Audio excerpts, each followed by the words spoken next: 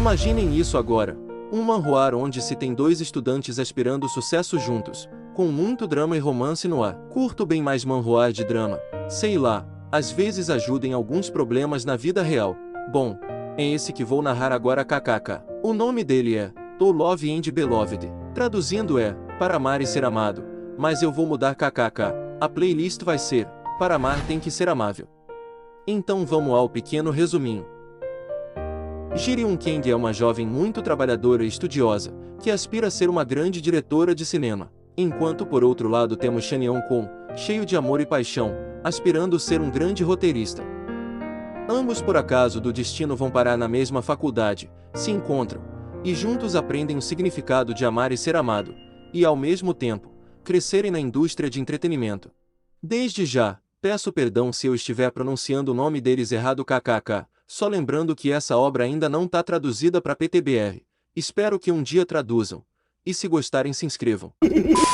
Damos início com nossa linda prota correndo, atrasada para aula na faculdade. Quando finalmente chega, trata logo de caçar onde sentar, mas a sala estava entupida de gente, mas acaba avistando um lugar, e ao lado estava um Zé bonitinho. Ela pergunta se poderia sentar ali, ele se vira, e seus olhos se encontram. Meu Deus kkk, parecendo um dorama. Ele responde que não, o assento estava livre. Senta, e agradece a ele, mas ele acaba não respondendo. Ela já estava pensando que ele não respondia porque não queria. Quando o Zé Bonitinho abaixa seu capuz, e descobrimos que o safado era com fone. Quando ela percebe, torna a agradecer de novo, mas dessa vez ele responde dizendo que não tinha sido nada. Por fora estavam calmos e confiantes, mas por dentro tava rolando muito nervosismo e constrangimento, ela nervosa por pensar que talvez devia ter falado mais alto, e ele por pensar que ela estava falando com outra pessoa. Definiria esses dois como vergonha alheia. Volta a olhar pro Zé, e descobrimos que ele tinha cultura galera. Ele tava lendo uma webtoon kkk, e não era qualquer uma. Era uma que ela também tinha lido, mas fingiu nem se importar. Boto fé que ela tava doidinha pra conversar com ele kkk, mas em seus pensamentos, ter um crush doía. E era só perda de tempo. Faz tempo que não escutava essa palavra, crush. Verdade, soube por um amigo do primo da irmã do irmão do meu vizinho de outro mundo, que é verdade, crush é doloroso e perda de tempo. Ao que parece, tava rolando uma folha de chamada, e o malandrinho tava entortando o pescoço pra saber qual era o nome da cremosa ao lado dele. Quando ela passa a folha, e ele descobre o nome dela, tava escrito Joanne. Nome bonito. A propósito, Joanne é o segundo nome dela. Ao que parece ela tem dois nomes, mas não vou dar spoilers. Seguiremos o roteiro. E o doido percebe que tava sem caneta pra assinar. Meu Deus, quem vai estudar e não leva nenhuma caneta? Ela percebe isso, e oferece uma caneta a ele. Enquanto ele assinava a bagaça, ela dava olhadas de canto de oi tentando também descobrir o nome dele. E descobre. Vou pular a parte em que as mãos dele se tocam no processo de devolução de caneta. Me dá vergonha de narrar isso, credo. Tendo que está em algum lugar às 1h20, deixa o Zé Stalk sozinho. Não sei não hein, acho que ele ficou solitário ali. Lindo dia, muita vitamina D no ar, brabuletas voando. E ela só tava pensando no toque de mão que eles tinham dado. Vou resumir aquele momento como constrangedor e fofo ao mesmo tempo. Credo não narro isso nem se mamãe me pedir. Pelo que parece ela tem problemas com socialização. Enquanto andava tava pensando que socializar dava muito trabalho, e que se sentia mal quando tentava. Interessante, depois de filosofar, acaba concluindo que gostaria de vê-lo novamente, mas não queria criar laços entre eles. Laços que unem as pessoas, mas também machuca se apertá-lo demais. Vou publicar um livro de poema depois de narrar todo esse manhwa. Tava dando 2 horas, acho que era da tarde, e o Zé Bonitinho, agora também solitário, tava só pensando na cremosa que tava ao seu lado. Lá vem flashback dele. Ele tava na sala sem emoções, quando olha pra frente e vê nossa musa entrando, quando pedia licença, quando agradeceu por tudo, e ainda o tinha ajudado com a caneta. Ele a admirava, e se sentia seguro ao lado dela. Depois de filosofar, conclui também que gostaria de vê-la novamente, antes de terminar o semestre. No dia seguinte ela resolve chegar 20 minutos mais cedo, para não ter problemas com o assento. E não adiantou de nada. Tava entupido de gente, parece que tava até mais cheio que ontem. Arruma um lugar, mas fica entortando o pescoço na procura do solitário, na esperança de vê-lo. Enquanto isso, em outra fileira kkk, ele guardava uma cadeira, na esperança também de sentar ao lado dela. Fofos kkk. 10 minutos mais tarde, quando a folha começa a rolar, o mago vê que o nome dela estava assinado. Uma semana se passa. Já estava frustrada por chegar cedo e não conseguir vê-lo. Já estava pensando em desistir de reencontrá-lo. Sim, ela ia desistir, quando olhares se encontram e vergonha alheia corre solta entre eles. Mas o lerdo senta na frente dela. Tu vai morrer solteiro se continuar assim, meu camarada. Se arrepende depois que percebe que não dava pra vê-la de costas viradas. Burro tapado. A conversa não fluía de jeito nenhum. Meu Deus, mas pelo menos estavam próximos um do outro. Já era um avanço, eu acho. 2 horas se passam depois do início do exame. O Zé termina primeiro e foi-se embora, deixando nossa linda prota se questionando se ela o veria novamente. Comovente, mas estava caindo um toró.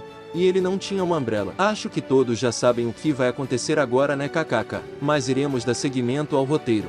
Já tinha passado 5 minutos. E nada da chuva cessar. Então resolve só sair correndo no meio da chuva. A mina ele não pega. Mas uma boa gripe já estava garantido. A ideia era boa, confesso. Mas no meio da correria kkk. O bicho estava começando a morrer de frio e sua visão estava toda embaçada. Também não via um palmo à sua frente. Quando uma umbrella o salva. E adivinhem quem estava segurando a umbrella? A sua mãe. Sim, ela, meus amigos. Agora como foi que ela foi parar ali? Flashback. Justamente 5 minutos antes, ela já tinha terminado e saindo fora com sua umbrella. Também não enxerga porra nenhuma, mas mesmo assim avista Chanion. Aos poucos se aproximava com medo dele se assustar, mas mesmo assim tomou coragem e foi. Fofa. Depois disso o papo flui, igual água de represa. Muito lento. Ela pergunta se poderia ajudá-lo, querendo com que ela não perdesse tempo. Responde que não, mas ela pergunta de novo se tinha certeza. Ele travou. E não respondeu. Vai morrer sozinho, não tem jeito pra tu, meu irmão. Ela se desculpa pelo incômodo, deseja sorte no exame pra ele, e vai-se embora.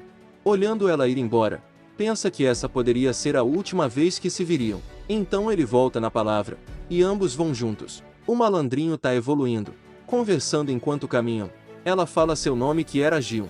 Ele se apresenta também, como Chanion, mas ela já sabia o nome dele, porque ficava stalkeando a lista de chamada kkk. E finalmente o papo flui entre essas duas bestas, falam das questões do exame, chegam na livraria e se separam. Ela estava feliz por finalmente ter uma conversa com ele, mas ele estava arrependido por não ter feito muitas perguntas. Basicamente ele só respondia às perguntas dela. Queria saber o número dela, mas o medo que ela achasse estranho não deixava. Dizia que conversar com pessoas era difícil para ele. Percebe-se, meu amigo. Flashback dele. Sua infância foi bem traumática, pois não falava com ninguém. A timidez fazia com que não fosse notado pelas pessoas, e que em certo ponto da sua vida, ele começou a gostar de não ser notado pelas pessoas à sua volta. Compreensível. Mas tudo tinha mudado ao conhecer Gion, que estava feliz e não queria ser invisível para ela. Já tô com conteúdo suficiente para produzir 5 livros de poemas. Enquanto isso, ela também queria o número dele e se preocupava por talvez ter se apaixonado por ele kkk. Logo no final do semestre, bagunçava com tudo. Olha para seu celular e tinha várias mensagens do seu pai. Eles vivem discutindo por ela querer ser uma diretora. Ele queria que ela assumisse os negócios da família. Sua mãe sempre a apoiava, mas seu pai dizia que estava errando em seu futuro. Lágrimas caíam de seus olhos quando eles começavam a discutir sobre seu futuro. Vagas memórias de uma família que um dia já foi só alegria e sorrisos Colgate. Sentia que tudo isso era por causa do seu sonho, que se ela simplesmente deixasse de lado e fosse gerir os negócios da família, tudo se resolveria. Mas ela não desistiu. Moça ganhou meu respeito. 3 meses se passam. E Chanion estava de volta para a Coreia, precisamente em Seul, solitário como sempre. Quando avista alguém semelhante a Gion entrar, depois de passar tantos meses estava esperançoso por poder vê-la novamente, mas também pensou que poderia ser só uma pessoa com o mesmo estilo de roupa dela. Assim que a aula termina, ele vai à sua procura. Precisava tirar essa dúvida se era ela ou não. Em meio à multidão de estudantes, acaba perdendo ela de vista. Procura mais um pouco, mas não encontrava nem rastro dela. Quando já estava desistindo de procurá-la, escuta alguém chamar pelo seu nome. E era nada mais nada menos que a nossa cremosa. Surpresos um com o outro, se perguntam como vieram parar na mesma faculdade. É o poder do destino, meus amigos. Ele responde a ela dizendo que já era de Seul, e que tinha ido para Califórnia era só para estudar. E ela responde com uma resposta semelhante, que também era de Seul e que estava lá só por causa dos estudos. Então ela o convida para tomar um café, e ele aceita. Tá evoluindo o romance. Só espero que não deem um passo para frente e 10 para trás. Opa, opa, opa. Figurantes em cena. Já dei uma espanada na história e parece que eles vão ser amigos. Vai ser interessante, mas vamos seguir o roteiro. Prosseguindo. Os figurantes estavam indo à padaria quando avistam os dois pombinhos tomando um cafezinho gostoso. No maior love kkk. Os admira. Ela querendo tá ali ao lado dele. E ele querendo tá lá ao lado dela kkk. E essa achando os dois lindos, fofos e que combinavam juntos. Interessante. Essa sabe das coisas, mas tinham medo de se aproximarem. Mais interessante ainda. Enquanto isso lá na mesa, ele com um chá e ela com um café gelado. Qualquer dia desses ainda faço um café, boto na geladeira e bebo só pra testar se o bagulho é bom. Ela pergunta se ele não gostava de café gelado. Ele responde que não, pois fazia suas mãos ter Parkinson. Ok, nem queria testar mesmo kkk. O papo tava fluindo. Já tava na hora meus amiguinhos. Perguntam sobre anos. Anos relacionado à idade não vão pensar besteira. As datas de aniversário e quem era o mais velho. Aquele papo de sempre que nós conhecemos. Quem era o Sumbaê, Uni, Nona, Opa, essas coisas. Não vou explicar o significado dos nomes. Pelo amor de Deus, qualquer um que tenha boa cultura já sabe. Ele pergunta há quanto tempo ela tinha morado na América. Ela responde, flashback de anos atrás. Ela tinha nascido na Coreia, mas se mudou. E estudou todo o ensino fundamental em São Francisco, mas voltou para a Coreia por causa do trampo do pai dela. Assim fez todo o seu ensino médio na Coreia, em Seul. Contudo, mais uma vez seu pai teve que se mudar por causa do trampo, mas dessa vez ela não quis. Então toda a família foi para Los Angeles, e ela ficou sozinha para focar na faculdade e em seus sonhos. Fascinante. Muito determinada. Ganhou mais do meu respeito.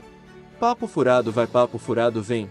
E conversam de quando se encontraram pela primeira vez. Tinha sido engraçado que ambos estavam stalkeando o nome um do outro, pela lista de chamada. Que ela também tinha dois nomes. Um era Joanne e o outro Gion. Interessante. Tinha dois nomes porque Gion era difícil de ser pronunciado, mas já Joanne era mamão com açúcar, e facilitava na integração social e na faculdade. Mas ele fala que Gion era um nome lindo. O modo gado tava se ativando aos poucos pelo que percebo, e ela gostou de ter o nome elogiado kkk. De repente o malandrinho pede a colher dela.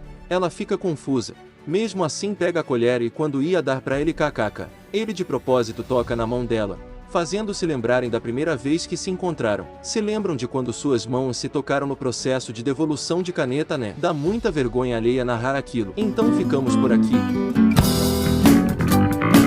Agradeço o like que vocês vão deixar. Tchau. As outras partes vão ficar aqui, ou na descrição.